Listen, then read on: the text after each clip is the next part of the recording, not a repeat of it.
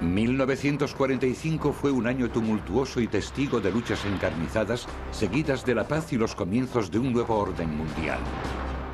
Los aliados estaban decididos a infligir la derrota total a sus enemigos a cualquier precio. Pero tras la victoria, los tres grandes, Gran Bretaña, Estados Unidos y la Unión Soviética, se disputaron la supremacía. El mundo en que vivimos hoy es el legado de los acontecimientos de 1945.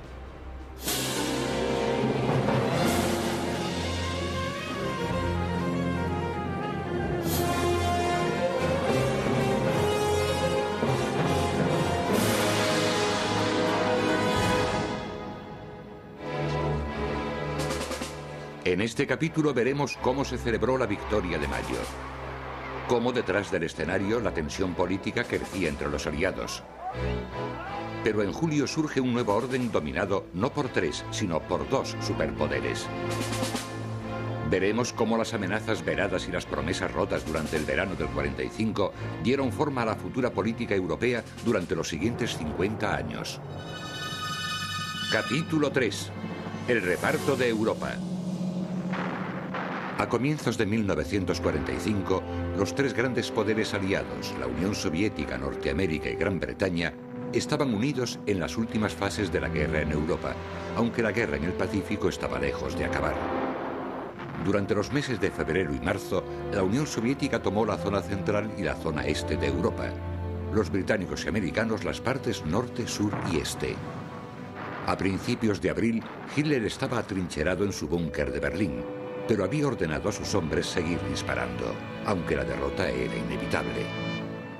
Los aliados descubrieron campos de concentración en Polonia y Alemania para agravar aún más el horror del régimen nazi.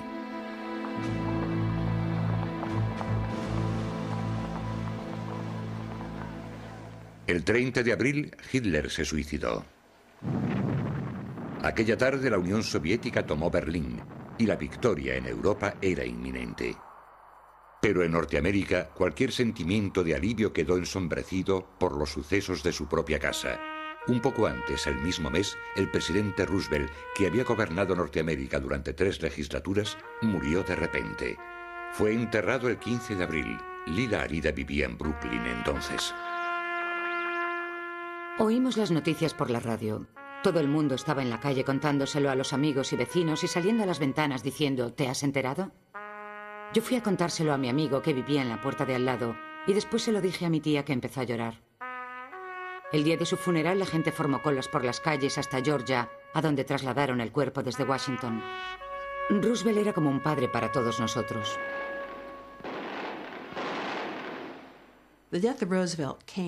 La muerte de Roosevelt supuso un profundo shock, no solo para los Estados Unidos, sino para Gran Bretaña y la Unión Soviética. Para las fuerzas británicas y norteamericanas fue un trauma. Roosevelt se había convertido en un símbolo del poder fático norteamericano, un símbolo que él se había preocupado de cimentar. Gran Bretaña sintió que había perdido un aliado que les entendía y con el que, aunque no estaban siempre de acuerdo, estaban siempre seguros de que tenía buenas intenciones. Para los Estados Unidos, por supuesto que fue traumático, una experiencia de cambio, y no solo porque llegó a presidente un hombre totalmente desconocido. Este hombre era Harry Truman, un completo desconocido en la escena diplomática internacional. El pobre y viejo Harry Truman tenía que caminar con los zapatos de Roosevelt. La sombra de este caía sobre la presidencia de Truman de una forma en la que el propio Truman era totalmente consciente. Una vez había una nube de reporteros fuera y Truman dijo, me alegro de veros, chicos. Él conocía a todos los periodistas de Capitol Hill y les dijo, no sé si alguna vez os ha caído encima un fardo de heno, pero ayer, cuando escuché las noticias, la luna, los planetas y todas las estrellas se me cayeron encima. Fue una declaración reveladora de lo que él pensaba. Yo creo que él estaba aterrorizado y plenamente consciente de su falta de preparación para el papel que se le había venido encima. Truman era un chico de pueblo, de Missouri, que no tenía preparación más allá del bachillerato. Era un hombre común y corriente, que lo hizo lo mejor que pudo a pesar de sus carencias. Incluso en el corto periodo en el que fue vicepresidente, Roosevelt no contaba mucho con él. Roosevelt no le habló de ningún plan que pudiera tener, o de cómo negociar con Stalin y Churchill. Así que tuvo que hacer un aprendizaje muy rápido cuando tomó posesión. En su primer discurso prometió continuar con el esfuerzo bélico norteamericano, prometiendo no ceder ante nada más que una rendición incondicional de Alemania y Japón. Our demand has been, and it remains, unconditional surrender.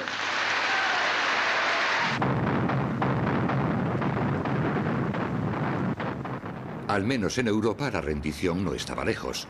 El primer día de mayo, el Ejército Rojo, bajo el mando de Zhukov, tomó Berlín. Los aliados tenían ahora el control de Europa, pero todavía había resistencia. Todos los soldados alemanes habían abandonado la lucha. En nuestra marcha hacia la Plaza Mayor, corríamos hacia las comandancias alemanas para quitar todo tipo de insignias que las pudiesen identificar. Preguntaban si habían llegado los británicos. Al final vimos cómo las autoridades civiles de la ciudad se rendían a los británicos. Yo esperaba ver a los británicos como los demonios ingleses que la propaganda anunciaba, pero en lugar de eso me parecieron iguales a nosotros. La Segunda Guerra Mundial en Europa no terminó con el frío silencio de las armas. Fue desapareciendo poco a poco, desvaneciéndose, como el ruido sordo de un gramófono. Los alemanes estaban aterrorizados por el avance del Ejército Rojo, porque era sabido que los alemanes se habían comportado horrorosamente en el este, incluso peor que en el oeste, y sabían que no recibirían piedad de las tropas que habían perdido a seres queridos luchando en el frente del este. Muchos soldados alemanes, y especialmente la gente de las SS, sintieron que no tenían nada que ganar abandonando y pretendían seguir luchando. Yo me he encontrado soldados del Ejército Rojo mientras todavía mantenían batallas en mayo, la segunda o tercera semana de mayo de 1945, que me contaron que se encontraban a grupos de alemanes que todavía seguían disparando, porque ¿qué sentido tenía dejarse apresar si piensas que vas a morir? Durante los últimos días del Tercer Reich prevalecían la histeria y el caos. Los generales se suicidaban a cientos, los oficiales a miles, y los ciudadanos en docenas de cientos de miles.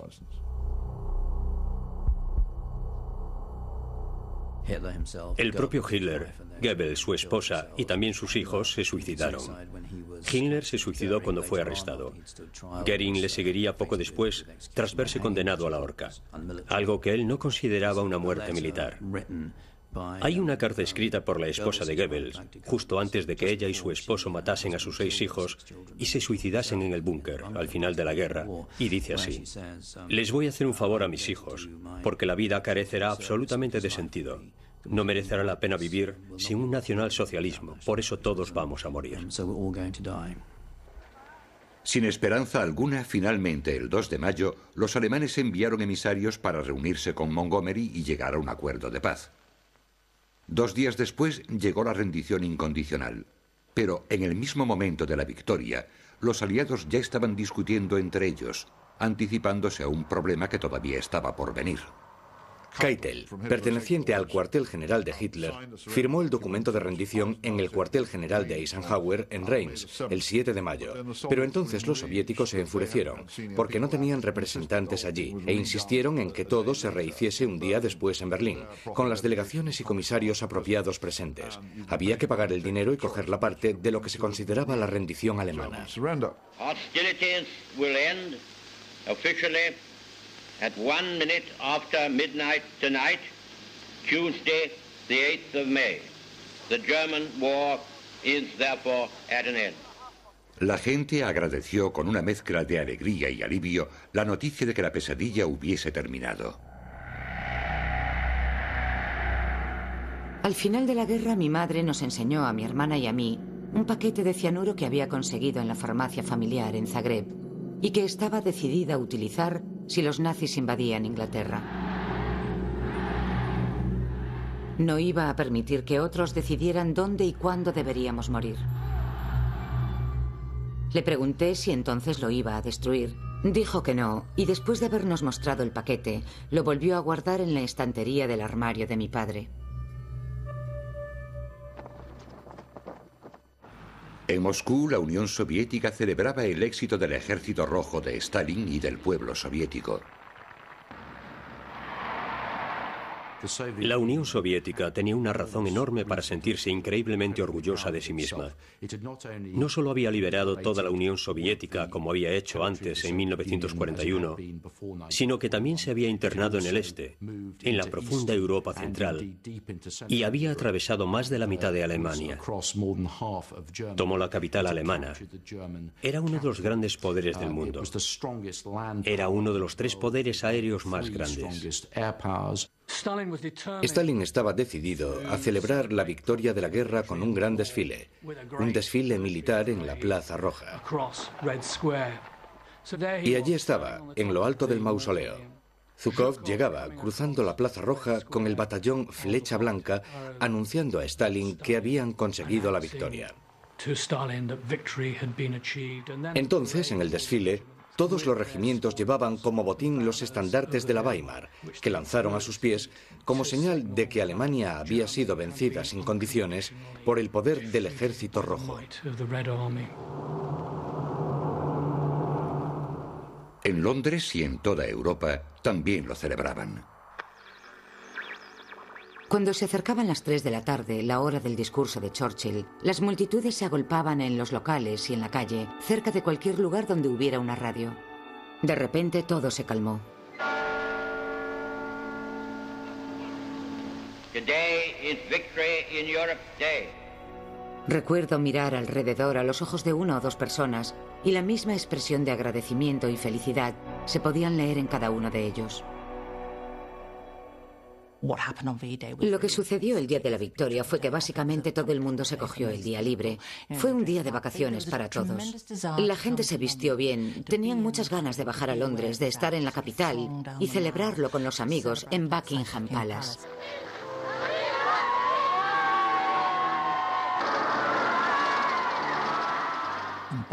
Ondeaban banderas en la calle, bebían y bailaban la conga. Hay anécdotas divertidas sobre ancianos que querían asegurarse de que estarían en Londres para la celebración.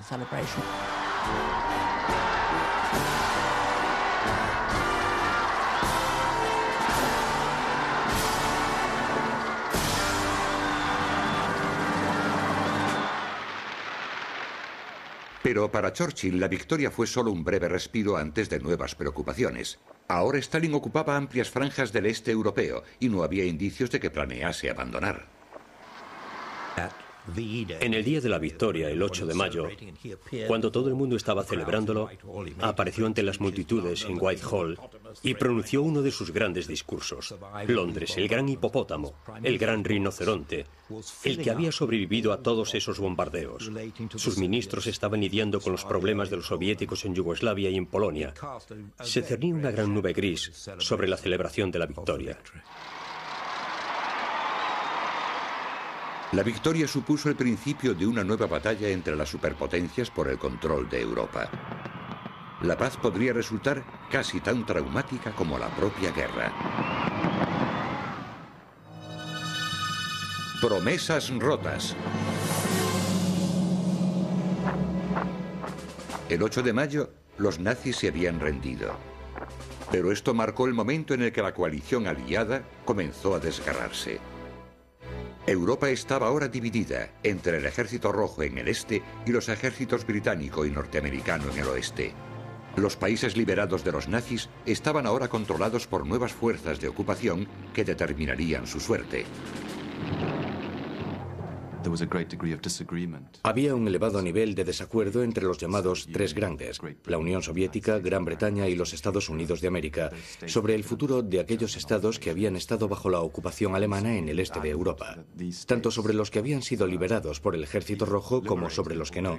La Unión Soviética tenía mucho que decir acerca de los futuros gobiernos y sistemas políticos de esos países.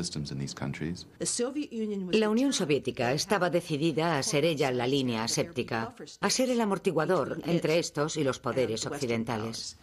El Reino Unido había estado preocupado por esto durante cientos, miles de años. La principal política exterior del Reino Unido pretendía que no hubiese solo un gran poder en el continente europeo. Ese era el miedo.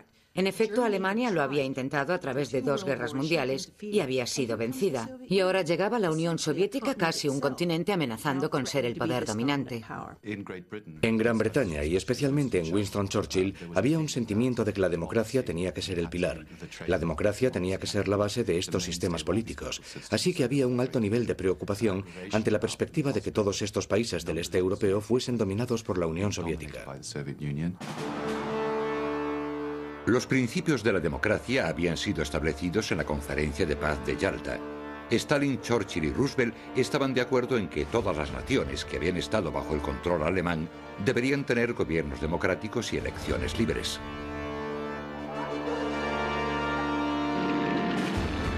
Pero a mediados de mayo quedó claro que en muchos países del este de Europa esto no iba a suceder.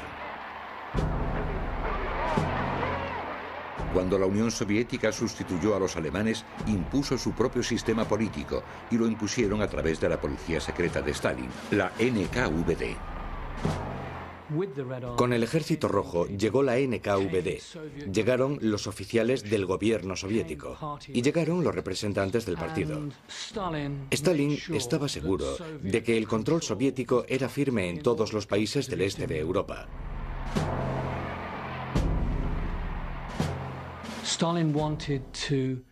Stalin quería anular cualquier posible amenaza de grupos anticomunistas en los países que el Ejército Rojo había liberado del nazismo. Las fuerzas policiales enviadas por Stalin desde la Unión Soviética cercaron a conocidos simpatizantes nazis. Cercaron a miembros de las clases media y alta. Purgaron a la élite y fueron juzgados por hostilidad al comunismo. Las prisiones empezaron a saturarse.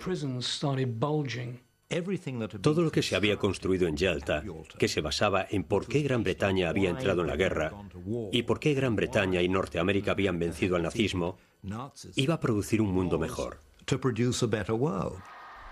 Y aquí estamos, esta es la victoria.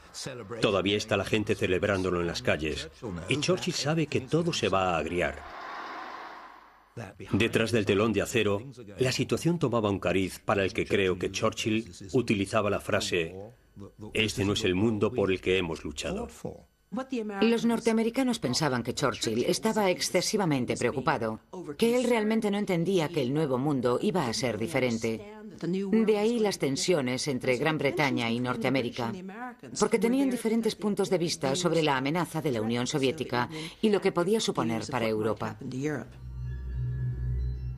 Gran Bretaña había ido a la guerra por Polonia, así que Churchill estaba especialmente preocupado por su futuro. Stalin había accedido a convocar elecciones libres allí, pero ahora había instalado su propio gobierno y arrestado a los principales líderes de la oposición.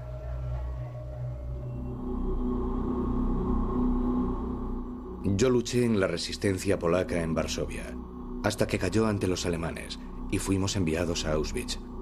Cuando los norteamericanos nos liberaron finalmente, la gran pregunta era: ¿volveremos a Polonia? Enseguida tuvimos noticias de que todo comenzaba otra vez, de que los rusos habían enviado a los soldados de la resistencia a Siberia. Un día recibí una carta de mi madre que decía: no regreses. Así que decidí unirme al ejército polaco en Italia.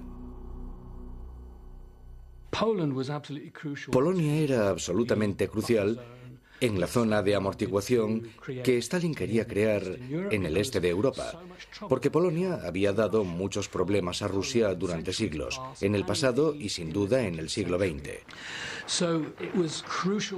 Por eso era crucial para Stalin demostrar que la Unión Soviética tenía un interés especial en mantener buenas relaciones con el nuevo gobierno polaco, lo que básicamente significaba un gobierno polaco que Stalin personalmente hubiese aprobado. La guerra terminó el 8 de mayo. Y Churchill ya estaba atónito 4 días después, el 12 de mayo, cuando supo que los americanos ya estaban planeando retirar. De hecho, estaban a punto de retirar tropas de Europa. Pero la retirada de estas tropas fue una señal para Stalin de que los Estados Unidos no iban a estar en posición de reclamar el cumplimiento de ninguna de las promesas soviéticas. Y la suerte que corrieron los negociadores polacos, que supuestamente serían los futuros líderes del gobierno independiente polaco, como estaba anunciado, fueron sacados por los soviéticos de Varsovia, llevados a Moscú, ingresados en la prisión de Rubianka, acusados y encontrados culpables de un montón de falsos cargos por los soviéticos. Esta era la gente que Stalin había aceptado en Yalta para formar parte integral de un nuevo gobierno plural polaco. Aquel fue un momento terrible para Churchill, que después de todo lo que Gran Bretaña había sufrido por Polonia, cayese en manos soviéticas y en una inenarrable miseria. Gran Bretaña había ido a la guerra como uno de los países más ricos e importantes de la Tierra, y había caído el primero de la lista.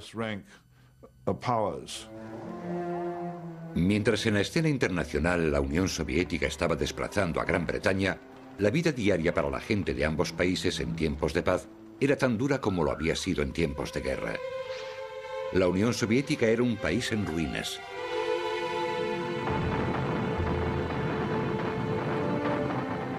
Estaba devastado por el enorme esfuerzo que había supuesto ganar la guerra.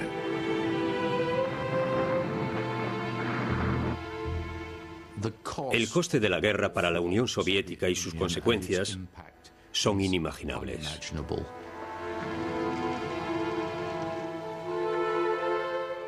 El cálculo más aproximado es que murieron unos 27 millones de personas como consecuencia de enfrentamientos directos, incluyendo unos 8 millones que murieron en el campo de batalla.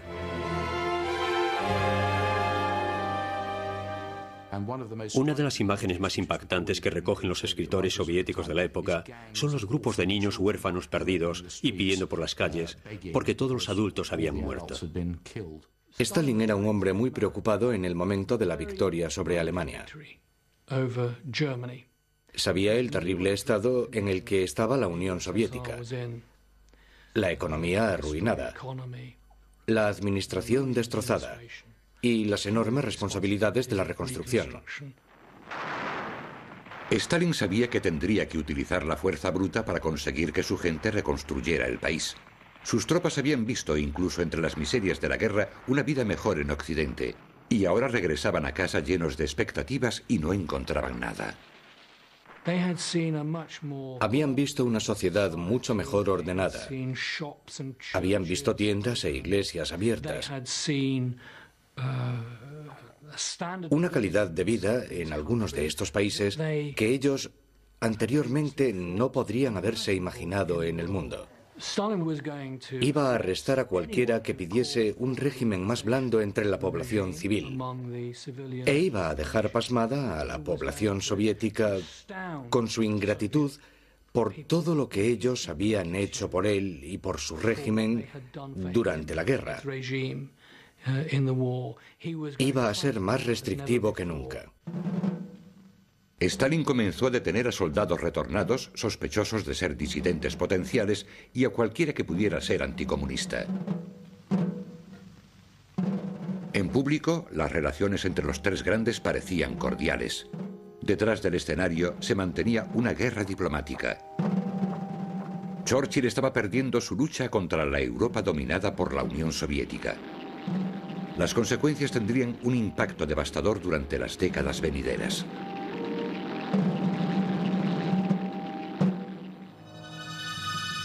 La semilla de la discordia.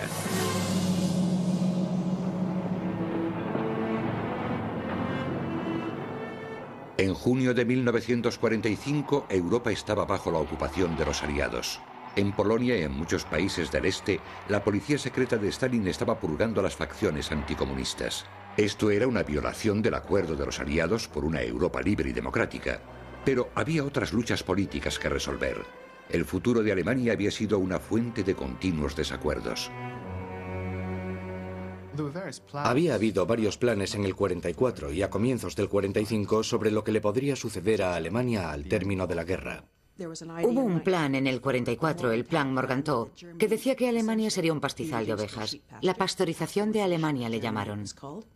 Los aliados no estaban de acuerdo, no podían estarlo. Stalin quería una Alemania neutral. Los países occidentales no querían una Alemania neutralizada por completo, pero tampoco querían ver resurgir a Alemania. Pero si no la reduces a la nada, ¿cómo la vas a controlar? ¿Y quién la va a controlar? Así que decidió fragmentarla en zonas, y cada uno de los aliados, incluida Francia, tendría su parte. El 3 de junio las fuerzas aliadas llevaron sus tropas a las zonas asignadas. Los franceses eligieron una parte muy pequeña de Alemania, principalmente el sureste, la parte más cercana a Francia. Los americanos se quedaron con un poco del sur y mucho de la parte central de Alemania. Los británicos ocuparon el norte con la excepción de Bremen, porque los norteamericanos querían un puerto marítimo abierto al Mar del Norte. Y los rusos, la Unión Soviética, tomó el este, lo que por supuesto más tarde se convertiría en la República Democrática Alemana. Una línea dibujada más o menos verticalmente, que dividía a Alemania aproximadamente por la mitad. Y el mismo Berlín fue dividido de nuevo en 4 sectores.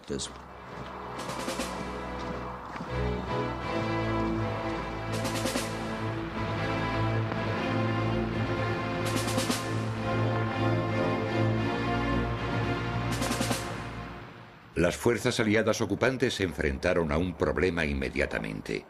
Había millones de personas desplazadas caminando a través de Europa, muchas de ellas intentando encontrar el camino hacia su casa o algún lugar donde refugiarse.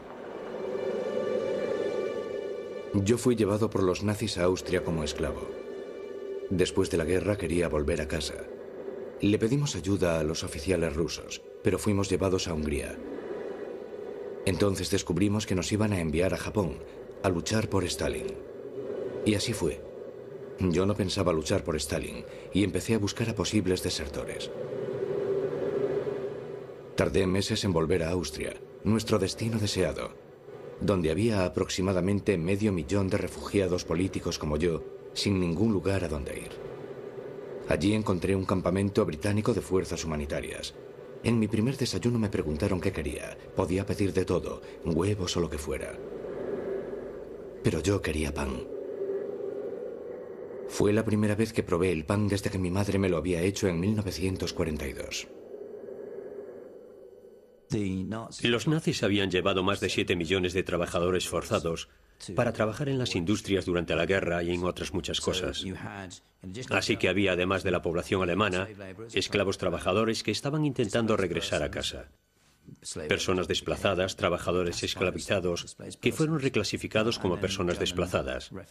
También estaban los refugiados alemanes del este, vagabundeando por las zonas aliadas, creando aún más problemas de intendencia y en la reconstrucción de las cosas. Entre las personas desplazadas había supervivientes judíos, para quienes los horrores del Holocausto duplicaban su deseo de tener su propia tierra. Unos pocos cientos de miles de judíos sobrevivieron en Europa durante la guerra.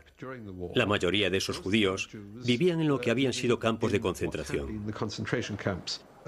Por supuesto, ya no eran prisioneros, podían salir, pero no tenían a dónde ir. Generalmente estaban alojados en los barracones de los guardias.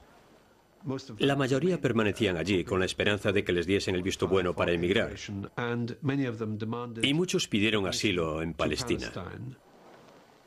Se unirían a miles de judíos que oficialmente habían emigrado a Palestina antes de la guerra.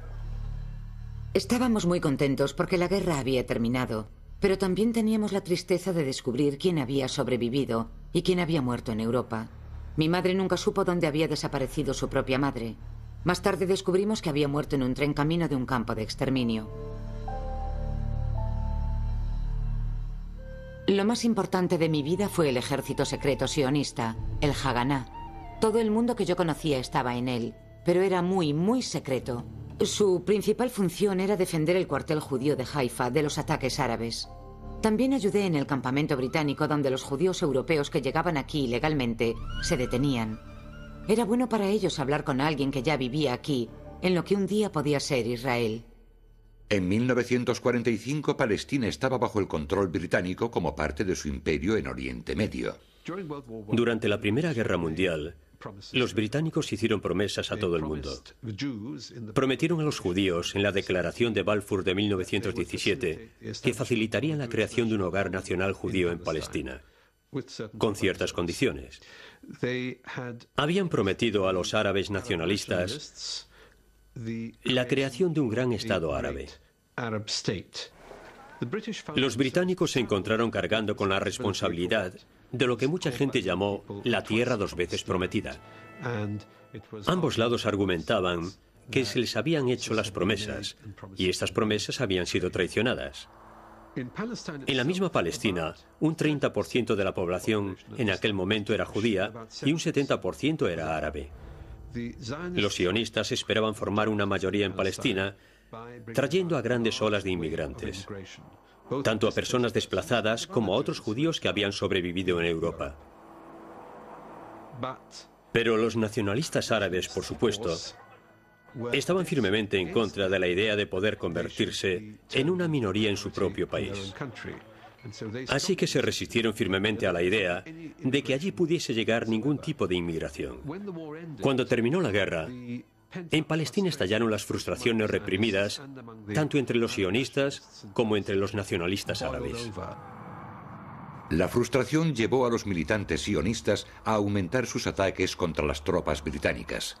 En 1947, los británicos decidieron abandonar y dejar la responsabilidad de Palestina en manos de la recientemente creada Naciones Unidas.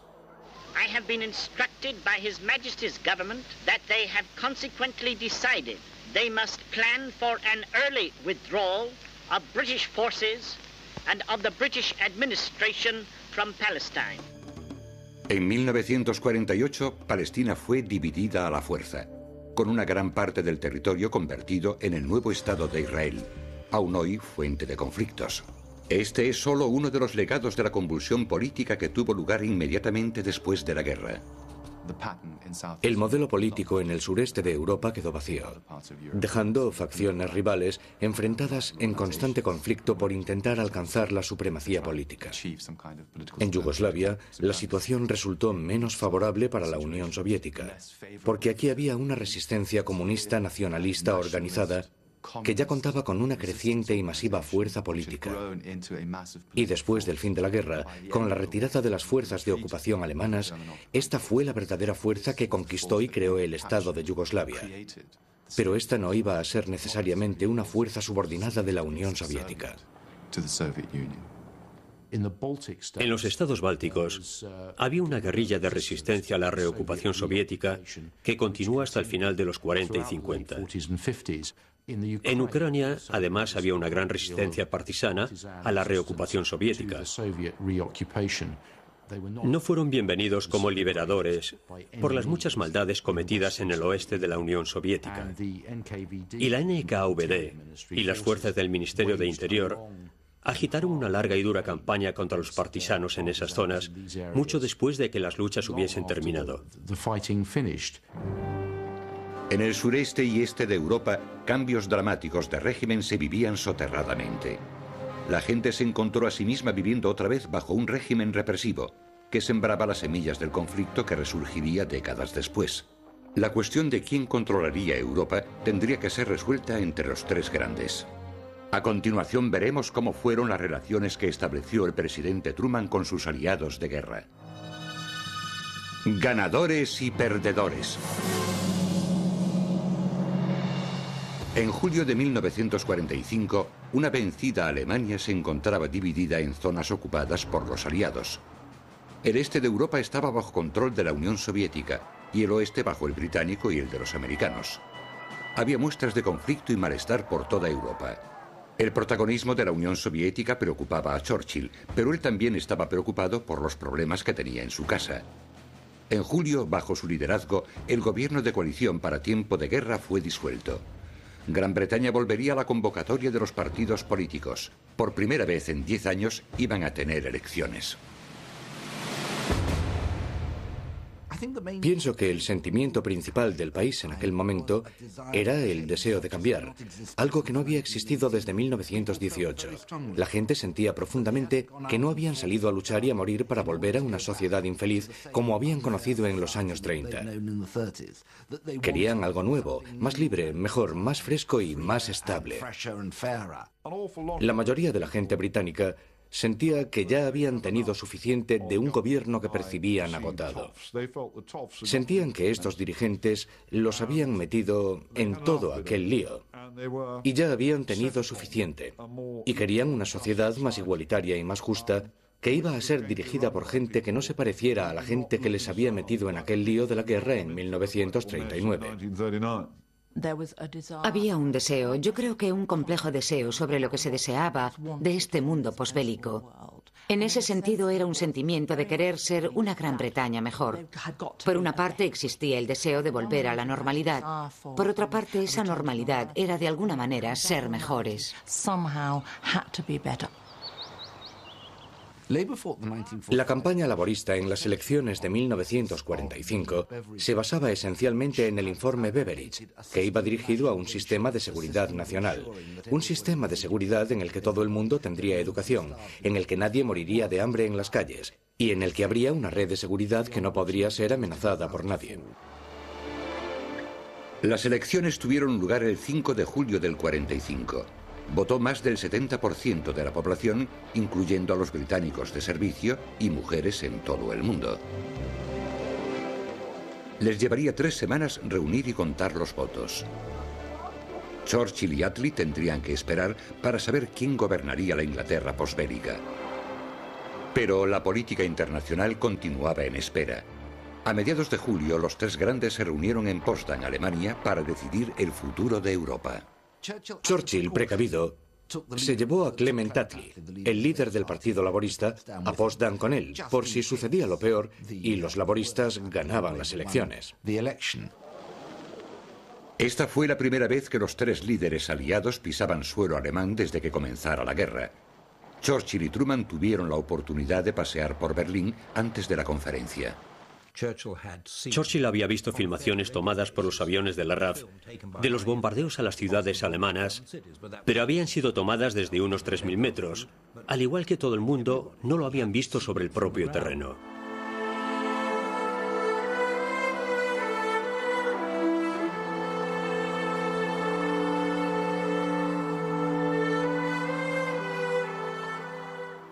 De pronto llega a esta ciudad y la recorre con Truman. La recorrieron juntos. Ninguno de los dos la había visto. Ambos estaban impresionados por la destrucción y también por los refugiados. Estaban atónitos por la desesperada situación de los berlineses que no tenían nada. Se veía a los berlineses escurriéndose entre los escombros con sus patéticos fardos. Parecían y actuaban como ratas, desapareciendo entre la gente, haciendo agujeros que conducían a los sótanos de los grandes centros comerciales. Vi a unos cuantos que salían de su escondite. Tenían un aspecto pálido, macilento, y parecían mucho mayores de lo que eran. Esta gente que Hitler había declarado que era la raza superior, ni siquiera sabía lo que les deparaba el destino. Entre los asuntos de la agenda estaba el futuro de Alemania, incluyendo las cantidades que deberían pagar para la reconstrucción del país, el futuro de Polonia y de la Europa liberada. Cada uno de los líderes aliados deseaba un resultado diferente. Las negociaciones eran tensas. Potsdam, como conferencia, no fue una conferencia por la paz que incluyera, por ejemplo, representantes de la nación alemana derrotada o de la derrotada nación italiana. Realmente fue una conferencia entre los 3 grandes otra vez, los Estados Unidos, la Unión Soviética y Gran Bretaña, para tantear sus relaciones en el futuro. Cuando Churchill fue a Potsdam, tenía 2 objetivos diferentes. Uno era hacer un último intento de persuadir a Stalin para que restaurara, porque la había eliminado, la libertad en Polonia, el país por el que Gran Bretaña había ido a la guerra. Pero como nunca se había reunido con Truman, su segundo objetivo era realmente mantener una conferencia similar a la que había mantenido con Roosevelt, para definir los asuntos más importantes en las relaciones angloamericanas. Truman, hasta donde yo conozco, tenía una visión ligeramente desconfiada de Gran Bretaña, lo que sin duda era común en la mayor parte del país, esto es, en el medio sur y en el norte del sur, porque no tenían unas afinidades sólidas con Gran Bretaña y los veían como un competidor, más que como un aliado natural al otro lado del mar. El objetivo principal de Norteamérica era afirmar su poder sobre la Unión Soviética. Cuando Truman llegó a la presidencia, no tenía una preparación específica en política exterior y, por supuesto, apeló a los consejeros de Roosevelt. Y estos decidieron con el nuevo presidente que esta era una oportunidad para afirmar en la medida de lo posible su política exterior. Los consejeros sugirieron la idea del quid pro quo, que quería decir que si Stalin quería algo, tenía que dar algo. Porque tenían la sensación de que los Estados Unidos habían cedido en acuerdos o en territorios a Stalin y no habían recibido nada a cambio.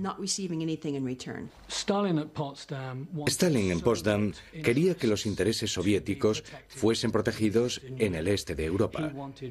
Quería que Polonia se moviese hacia el oeste y que Rusia ocupase el espacio vacante. Quería indemnizaciones de Alemania en pago por los daños que habían ocasionado a la Unión Soviética y quería que los aliados occidentales apoyasen todo esto. Truman sintió que podía ser más firme con Stalin porque tenía una nueva arma secreta.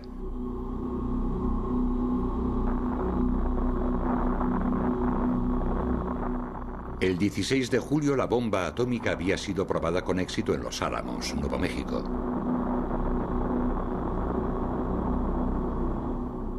Truman creía que la bomba podía ayudar a vencer a Japón y afirmar el poder sobre la Unión Soviética. Truman tenía muy asumido que la posesión de la bomba podría ser un increíble as en la manga para él. Si las cosas empeoraban, podría anunciarlo, y los soviéticos se retirarían con temor, sorprendidos y atemorizados de que alguien pudiese hablar de las armas que ahora poseían los Estados Unidos. Entonces Truman le dijo a Stalin, orgullosamente, que tenía un secreto que quería compartir con él, un pequeño secreto que podía impresionarle. Stalin, por supuesto, ya conocía el secreto de la bomba por su servicio de inteligencia.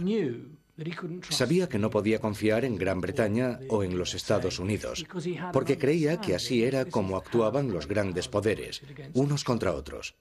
Pensaba que las rivalidades económicas producirían tensiones políticas y militares en el mundo de la posguerra, y que finalmente se podía producir una tercera guerra mundial. Por supuesto que Truman no sabía que Stalin ya sabía que los Estados Unidos tenían la bomba. Por eso no supuso una enorme sorpresa. Lo que supuso la bomba para Truman fue que le dio una gran autoconfianza en su debut en el escenario mundial. Los americanos tenían la auténtica, la superpoderosa arma, y los soviéticos no. Este fue el nacimiento de la era atómica. La posesión de la bomba dominaría el mundo político durante los siguientes 60 años. En julio, Stalin ya estaba desarrollando en secreto su propia bomba, pero hasta que estuviera lista tendría poca ventaja en asuntos como la exigencia de las indemnizaciones. Todo lo que podía hacer era recordar a los aliados el gran sacrificio que había hecho el pueblo soviético para ganar la guerra. Pero Truman creía que no merecía la pena una Alemania más debilitada por unas indemnizaciones excesivas y exigieron una reducción de la parte de la Unión Soviética. A cambio, Stalin insistía de nuevo en una expansión de Polonia gobernada por líderes bajo su mando. Churchill, que había luchado por la libertad de Polonia, había conseguido unas vagas promesas de elecciones libres. La reunión entre Churchill y Attlee les condujo al resultado de sus propias elecciones. Fue una situación curiosa que hubiera unas elecciones generales en Gran Bretaña después de la derrota de Alemania, mientras los aliados todavía luchaban contra Japón. Lo que fue todavía más curioso, probablemente tanto para Stalin como para Truman en aquel momento, fue que Churchill fuera derrotado.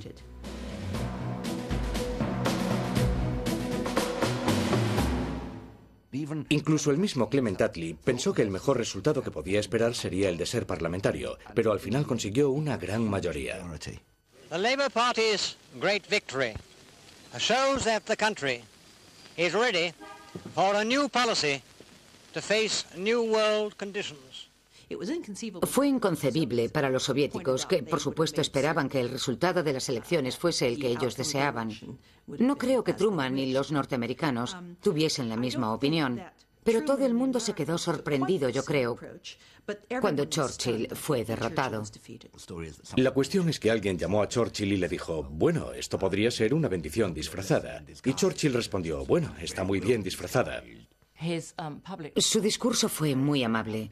La gente lo había pasado muy mal. No fue una sorpresa que quisieran un cambio. Yo personalmente creo que él sintió, no amargura, pero sí tristeza. Se sintió como si hubiese ganado la carrera y después le hubiesen quitado el primer puesto. Clement Attlee, el nuevo primer ministro británico, volvió a la conferencia de Potsdam solo para descubrir que Gran Bretaña tenía poca influencia. Attlee se situó de una forma natural en su posición, en el lugar de Churchill, e hizo más o menos las mismas cosas que Churchill hubiera hecho. No fue una cuestión de que Attlee abandonase la posición de Churchill. Mantuvo todas sus propuestas y falló en todas ellas, porque Stalin y Truman no apoyarían el punto de vista británico. Aunque, por supuesto, seguirían llamándose los tres grandes, Attlee, Truman y Stalin en realidad eran dos y medio. Fue en Potsdam cuando empezaron a darse cuenta de que Gran Bretaña ya no tenía una voz importante en el mundo.